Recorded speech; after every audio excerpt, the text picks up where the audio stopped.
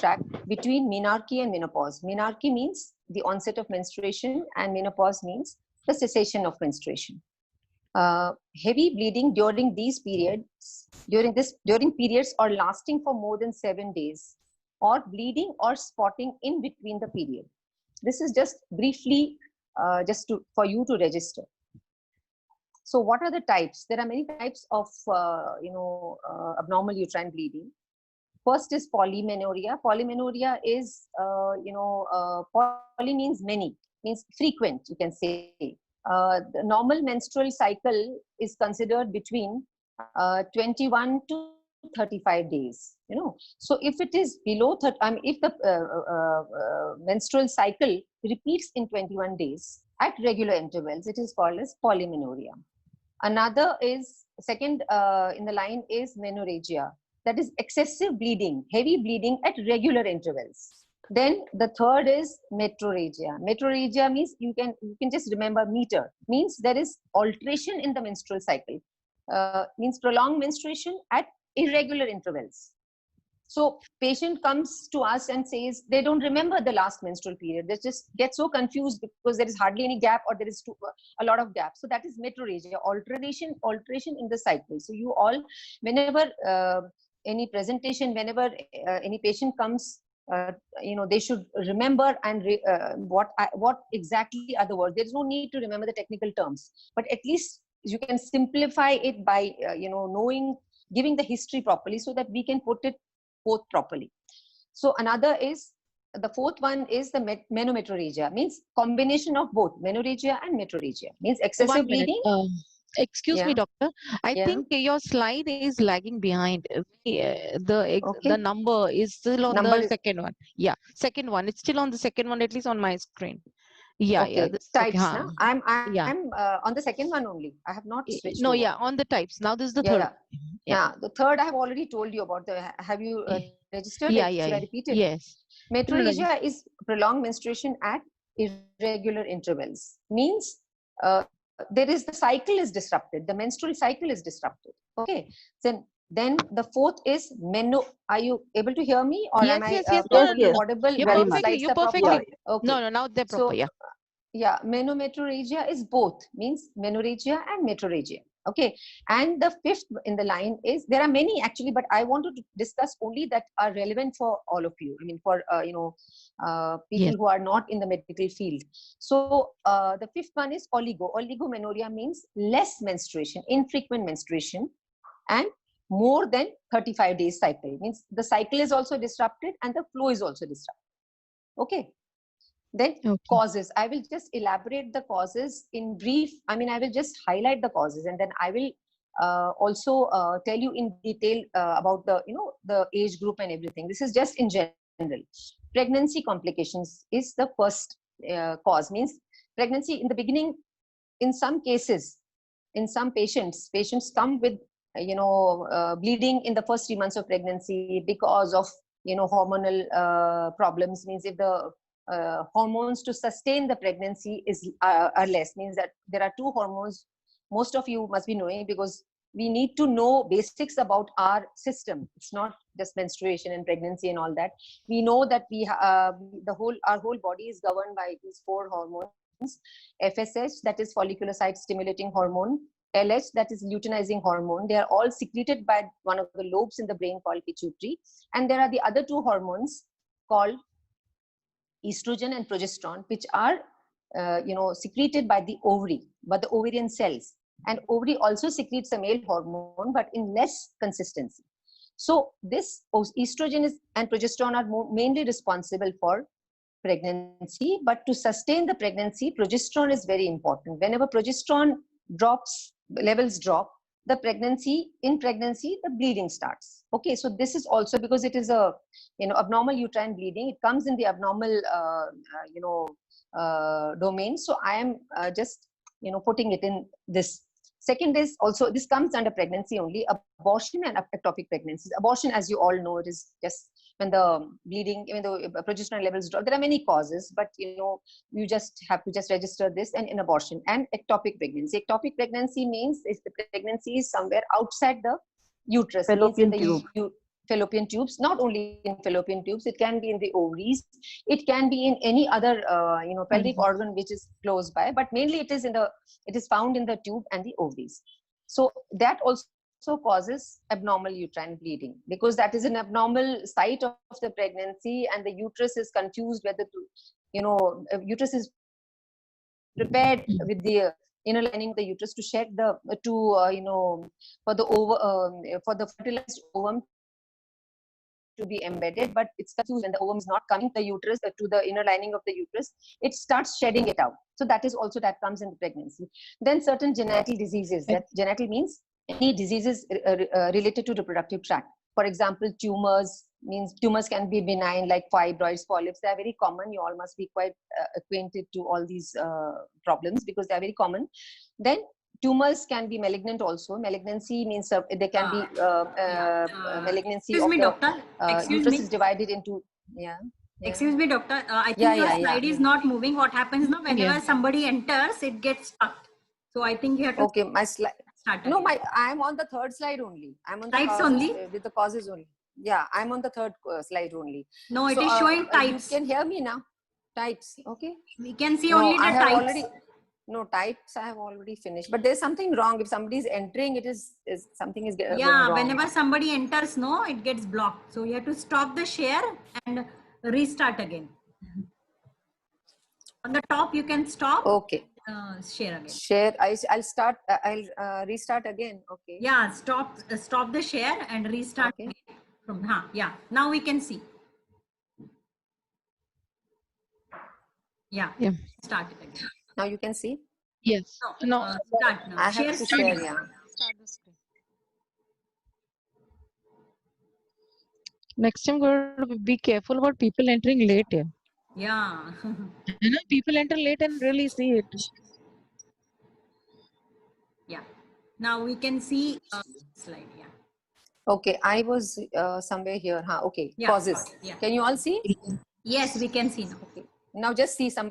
I'm just hearing the bell. It may again go off. Again, I have to repeat. No, we can mute the people. Okay? We can mute in the settings. Yeah, whatever. So is it okay? Because I think you only wanted them to. You go in this flow now. No problem. Okay. So tumors also cause abnormal bleeding. Tumors can be benign and malignant. Benign tumors, you are very well acquainted, because it's very common these days. Many of you must have already gone through this these problems. Fibroids, polyps. Fibroids are hard, overgrowths of uterus, and polyps are soft overgrowths of uterus. Then malignant tumors means they can be from the mouth of the uterus, that is the cervix, or from the inner lining of the uterus, that is the endometrium, anywhere in the uterus. Then ovarian malignancies also give rise to some amount of abnormal uterine bleeding. Then some infection, acute infection, chronic infection causing inflammatory changes, they also cause I have written PID. PID means pelvic inflammatory diseases. Means pelvis. Any inflammation in the pelvis, any area in the pelvis, will also give a reactionary abnormal uterine bleeding. Then IUCD. IUCD is intrauterine contraceptive device. If any any lady has been this intrauterine contraceptive device inserted, that also sometimes give a reactionary bleed in the form of abnormal uterine bleeding. Okay. Now these were. Voices. Then is it okay now? Yeah.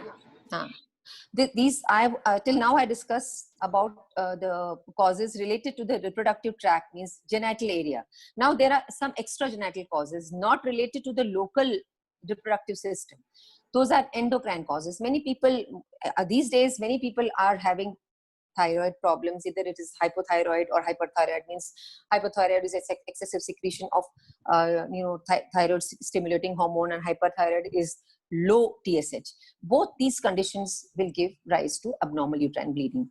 Basically, you have to register all this, so that you must be under this impression that we have got thyroid. It's not related. This bleeding may not be related to it. But this is just for your knowledge and for your information, that this also you have to think in. If you are having some problem, you have to go to the doctor. The doctor will diagnose, but you should not ignore it. Okay, so there are so many patients coming to me and telling me, why should we get our thyroid checked? You have to see we are having bleeding, but that's not the thing. Everything is related. Everything can be related. Then hematological means if the patient is, if the lady is anemic, if anemia also causes bleeding, abnormal bleeding, and it is a cycle. Anemia causes abnormal bleeding causes anemia. It's absolutely, I mean, it's just hand in glove. So we need to, that will come in the treatment. I'll discuss about it later.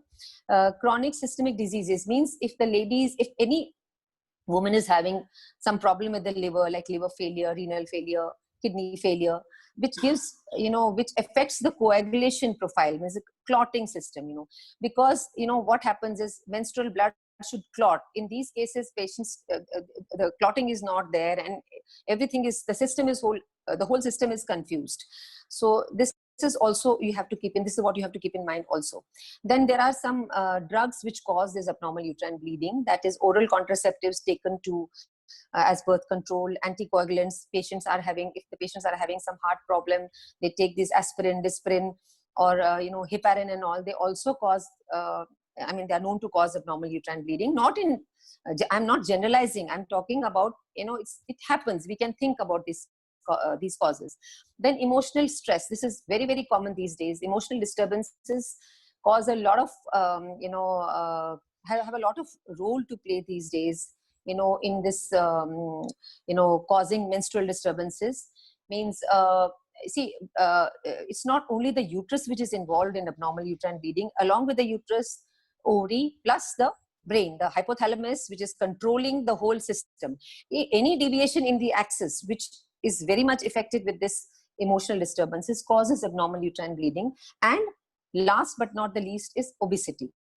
Obesity is it's a very, very crucial thing these days, that obesity disturbs this hypothalamic pituitary ovarian axis. I mean, I'm talking little technical, but I don't have any substitute for that. I have just told you that there is, there has to be a coordination between the, hypothalamus, that is from the brain, where all these releasing hormones, all the system, everything is controlled.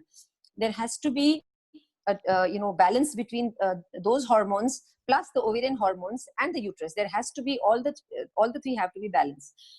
In obesity, the balance is broken. That is why there is abnormal uterine bleeding. Okay. So now I will elaborate in terms of, so that, you remember. First I will just, age-wise, the abnormal uterine. I have generalized the whole thing, but now I will just, tell you one by one. First, I will talk about women in teens, in 20s and 30s. Now, patients come to me, teenagers. You must have experienced. So many people come to me. I have majority of my OPD patients come with their mothers. The mothers bring these teenagers, or the teenagers come alone, early or late teenagers. But they come with abnormal uterine bleeding. Nothing has to be done. I will talk about that in the treatment part, but nothing has to be done. The reason is, again, the immaturity of this axis. See, this whole bleeding, abnormal bleeding, menstruation, abnormal menstruation is focused on this axis. Axis means the way we drive a car, how we have to have a coordination between the clutch, accelerator, and the steering. This coordination is we cannot, the car will not go. The car is not going to start and it's not going to go ahead.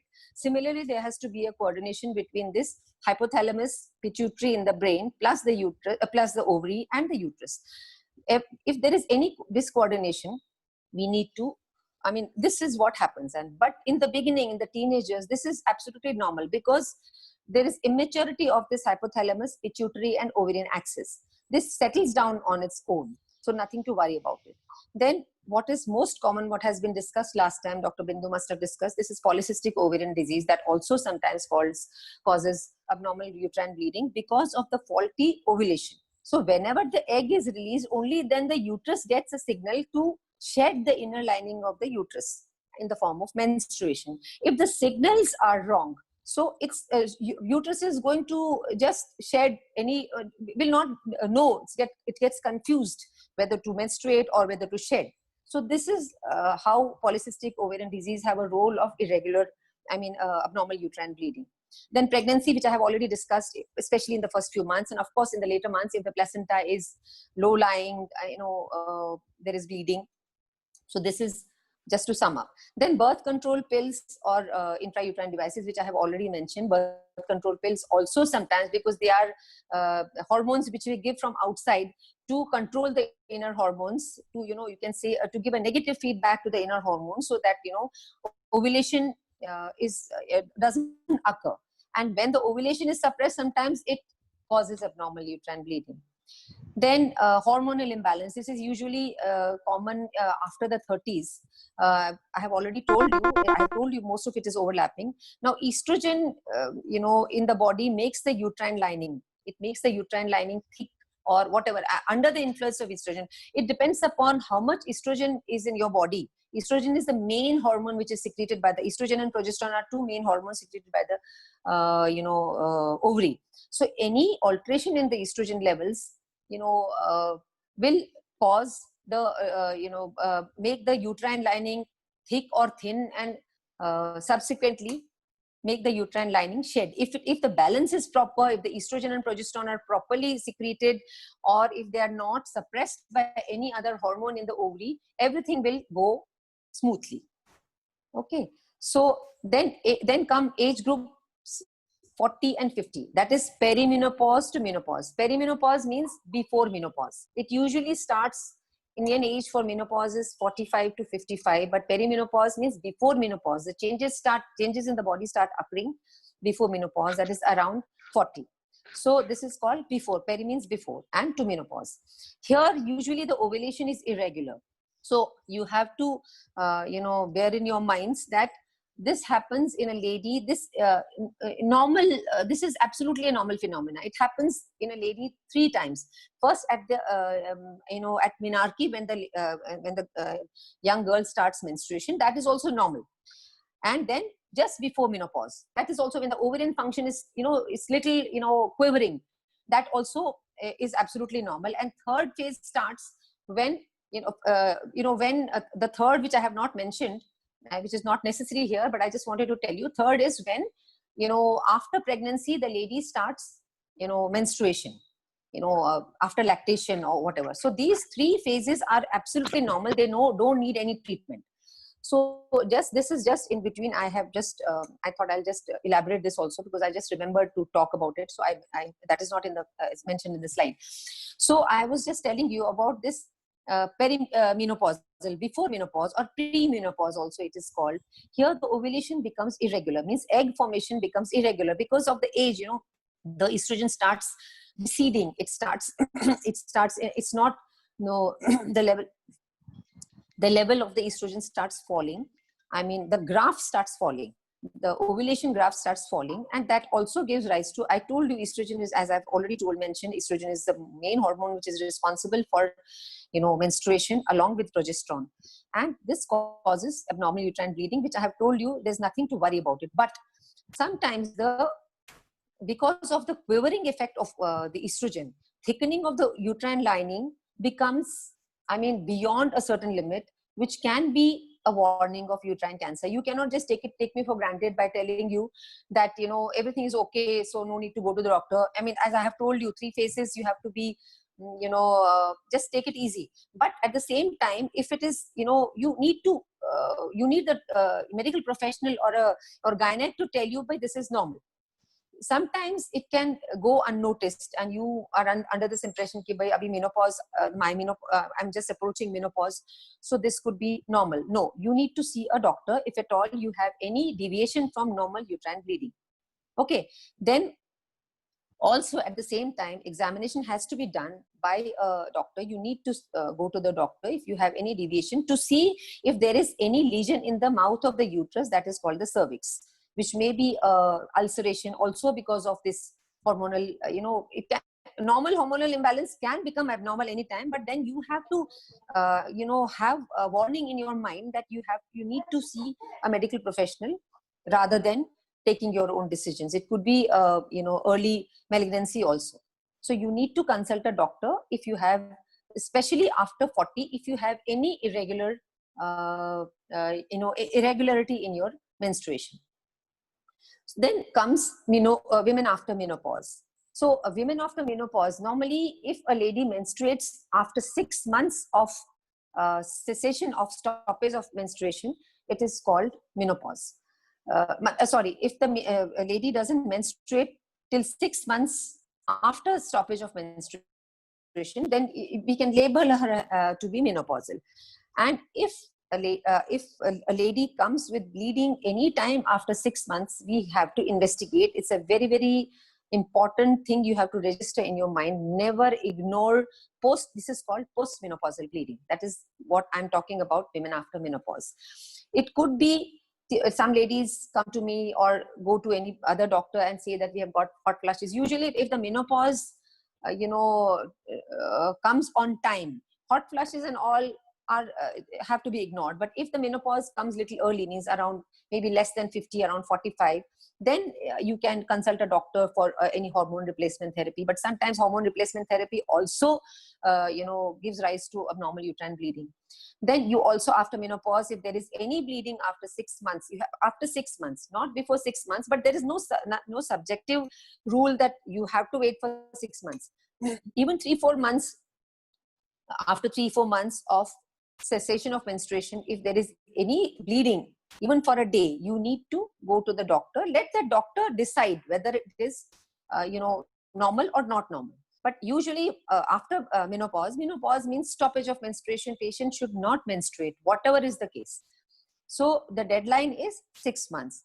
Any abnormal menstruation after 6 months, we need to see for uterine malignancies, polyps, which are very, very common after menopause. Okay. So investigations. This is roughly, I think I have covered most of it. So now come the investigations. Investigations are from this. I mean, we have to. I mean, I don't think you need to know about the investigations much, but you need to know a little bit about it. So I'm elaborating a little bit. Whatever is required for you to know. All of you are educated and you are well versed, and these days Google, everything is available on Google. So investigations mainly in reproductive age group, we have to do a pregnancy test, because sometimes if the patients come to me and say ki we are having regular menses, but isi baar thoda sa delay ho gaya, but otherwise aa gaya hai. In spite of that, why are you asking for a pregnancy test? But no, we have to do, because sometimes, as I told you, in early pregnancy also there is abnormal bleeding. That doesn't mean that you are not pregnant. So first and foremost, we should not just ignore it. We have to first do the pregnancy test in reproductive age group. Then also blood count to see for low hemoglobin, any other blood, some idiopathic thrombocytopenic purpura, from thrombocytopenia, many other diseases which can be behind this abnormal uterine bleeding. At least we can diagnose it. Okay, and then hormonal tests, which I usually get only serum prolactin and thyroid tests done, because serum prolactin is a hormone which is secreted by the anterior pituitary from the brain, which is also one of the hormones which is responsible for, you can say it's responsible when prolactin should be high only at the time of pregnancy and post-pregnancy when the patient is lactating. If the prolactin is more, apart from these two, pregnancy and post-pregnancy or lactation, if the prolactin levels are high, then we need to investigate, because prolactin is it's a milk hormone. It is responsible. It gives signals to the breast to secrete milk when it is required. When it is not required, why should the prolactin be high? And prolactin severely, if the high prolactin severely affects the sex hormones, that is the estrogen and progesterone. It lowers the estrogen and progesterone. That is how the abnormal bleeding is related to prolactin. So we need to get this prolactin levels done and the thyroid stimulating hormone levels done. I usually get all the three, T3, T4, TSH, but TSH is more significant.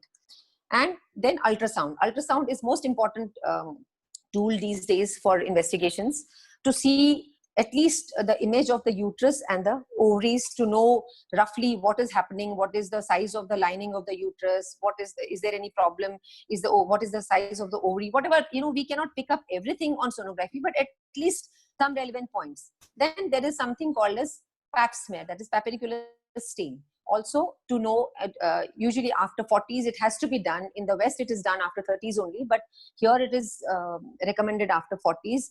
People don't come, they come very rarely, but it's recommended with or without abnormal bleeding to know if there is any cervical malignancies, means malignancies from the mouth of the uterus. Then endometrial biopsy, it's an extension of pap smear. Pap smear is an OPD procedure, and endometrial biopsy we have to do under general anesthesia. I will elaborate it later, to see the inner lining of the uterus. Endometrial biopsy is a blind procedure. We just scrape the, we just dilate the mouth of the uterus under general anesthesia, short general anesthesia, and scrape the uterine lining. That I will discuss later.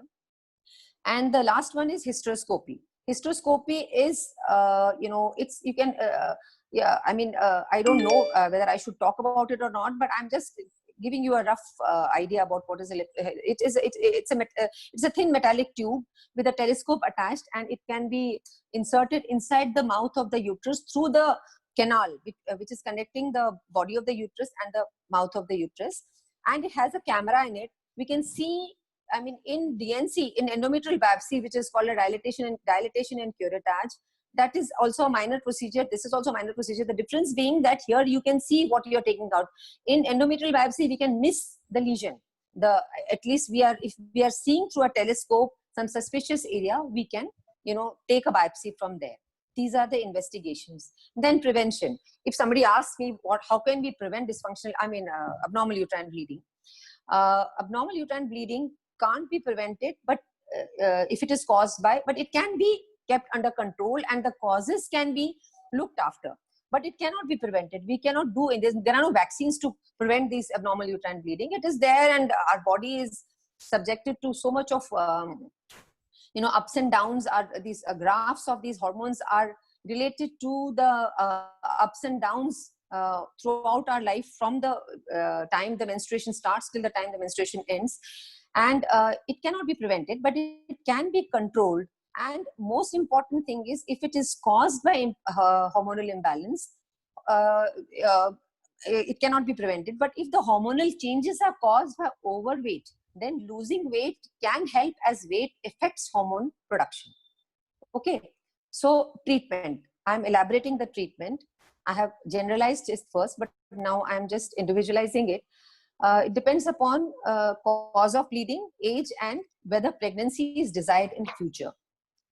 So first, I'm discussing about this IUD, that is intrauterine device. This is, mind you, this is very different from the one which we use for birth control. That is intrauterine device that contains a copper wire, which is, wound around, a plastic, it's a polyvinyl, glycolic acid. That plastic, pipe, a small pipe is a miniature pipe is in a form of a T, so that it fits the shape and size of the uterus. And there is a copper wire wound around the middle stem, and this makes the sperms inert. That is used as a sperm, you can say spermicidal, or it's used only as a contraceptive device. This is also an intrauterine device because it is inserted in the uterus, so it is called an intrauterine device. But this is called Mirena. This contains hormones, mainly progesterone, which can significantly reduce, abnormal uterine bleeding. Slow release of these hormones can reduce abnormal uterine bleeding. Then birth control pills. Earlier, I'm contradicting my statement, but earlier I have told you birth control pills also cause sometimes irregular shedding, bleeding, but birth control pills are also used to control this abnormal uterine bleeding. Okay, then hormones.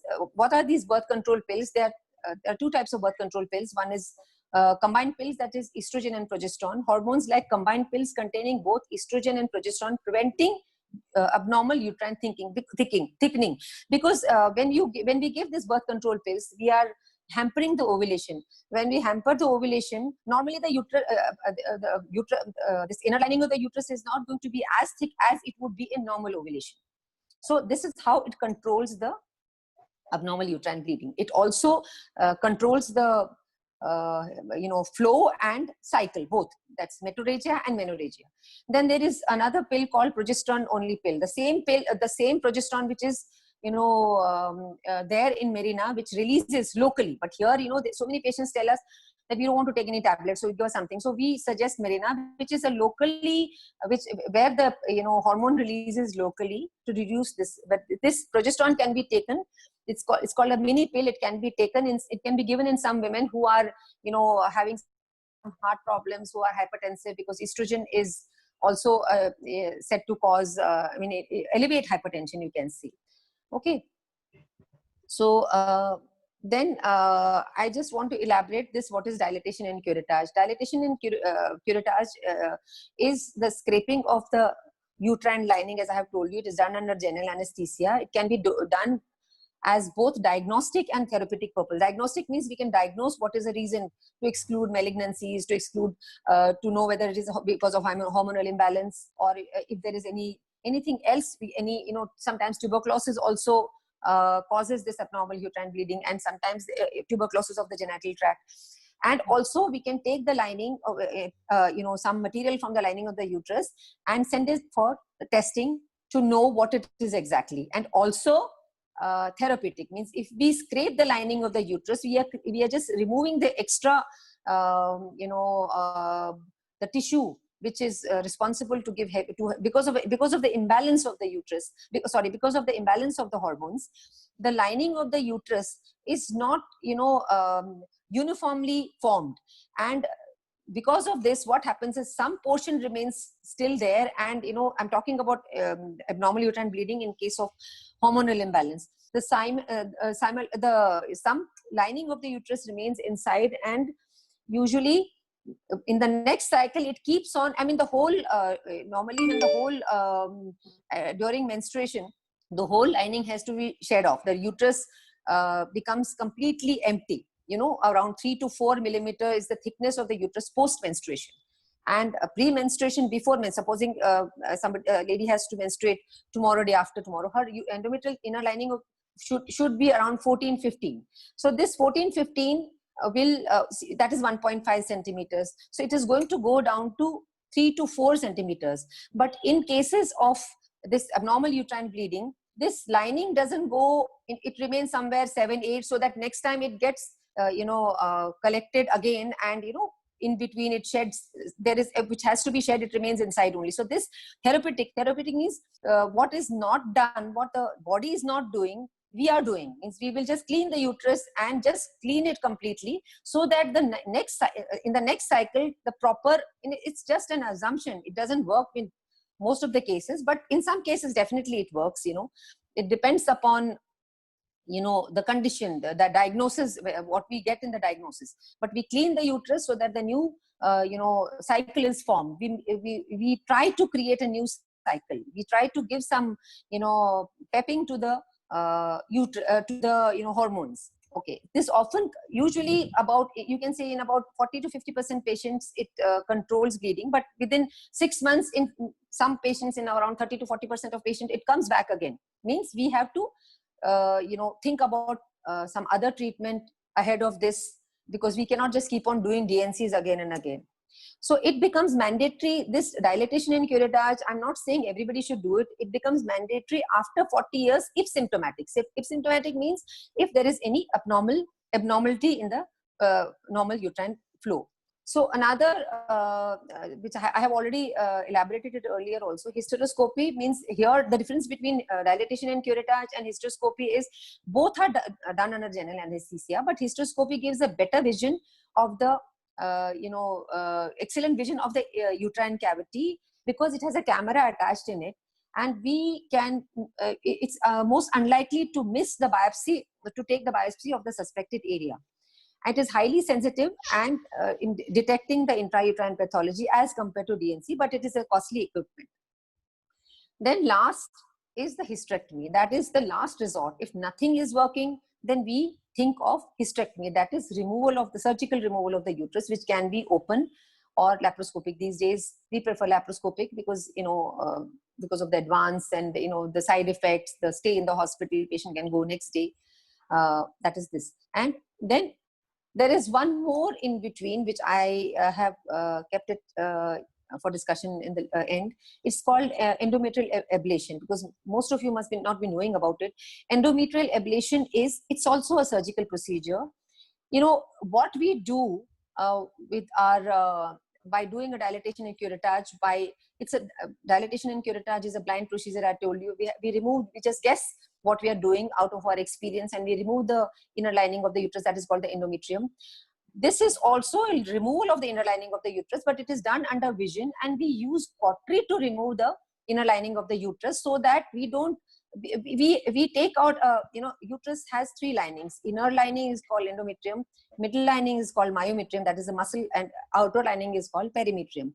So we see to it that we use a cautery, it touches the muscle of the uterus also, so that this endometrium is completely scraped off. Nothing is missed, and little bit of myometrium also, the middle lining of the uterus, just a thin layer is also scraped along. I mean, cauterized means we use a cautery to just destroy the whatever you can say the lesions we have inside the uterine cavity.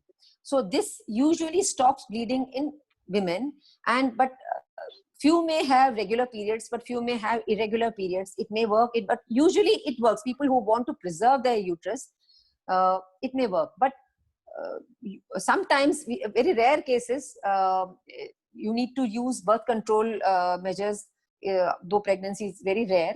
But patients do, this is basically just a psychological satisfaction for a lady to preserve the uterus. Otherwise, we should not expect pregnancy. But at times we, in some percentage of cases, there have been pregnancy. But though usually the pregnancy doesn't go beyond 2-3 months. It's usually patients abort in the first 2-3 months, because most of the inner lining and uterus is not very healthy for pregnancy, for the ovum to be, to get embedded. Okay. So there are some non-hormonal treatments like hemostats, means oral, how we control, there are some, when we have bleeding from anywhere else, we give some hemostats just to control the bleeding for some time. Or if it is just, sometimes it is just, we don't know the diagnosis, and we just give this is called gyne-CVP, ethamsilate, pause, just to control the, local control of the bleeding. Also, sometimes we give this ibuprofens, ibugesics, and these are non-steroidal anti-inflammatory drugs. They also sometimes control the bleeding. These drugs restrict heavy flow. Just mind you, I want to emphasize, these drugs restrict heavy flow till the diagnosis is made. This is not the final treatment. We have to know what is the diagnosis. This is just, okay, the patient comes till the diagnosis is made. She cannot wait. She's bleeding heavily. I have to give something, so I give this. Then also the most important, especially in India, even if there are so many affluent people, there are so many educated people, but still most of the people are anemic. I mean, even, people from high society, I have seen patients are having, even from your NRI complex, I have patients coming with 7 grams, 8 grams hemoglobin who belong to very high-fi families and all that. So neglecting this is just taking for granted, we are, in India, mostly the women health is not so, it's little, neglected in spite of, females being as competent and as working as parallel to the men. Usually, you have to give a lot of importance to diets, and especially iron supplement diet, to overcome this blood loss. Because as I told you, if iron is less, if the hemoglobin is less, again you will enter that vicious cycle of less hemoglobin, heavy bleeding, less hemoglobin, heavy bleeding.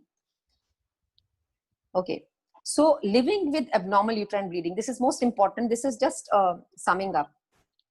Now, what happens if you live with abnormal uterine bleeding? You don't want to go to the doctor. You just expect that everything will be fine. It can impact a woman in a negative way, because a lady will not know when the bleeding is going to start. She'll not know pretty well whether she's outside somewhere, she's in the market, she's going for a movie, she has some guests at home. Suddenly the bleeding will start. So it's, this is a very negative way. Suddenly, a woman gets very anxious. What is happening? Why am I having this? Why anytime starting bleeding? Why it is so heavy? No idea of how the bleeding is going to be. then also limitation of daily activities, including preventing outdoor activities, swimming,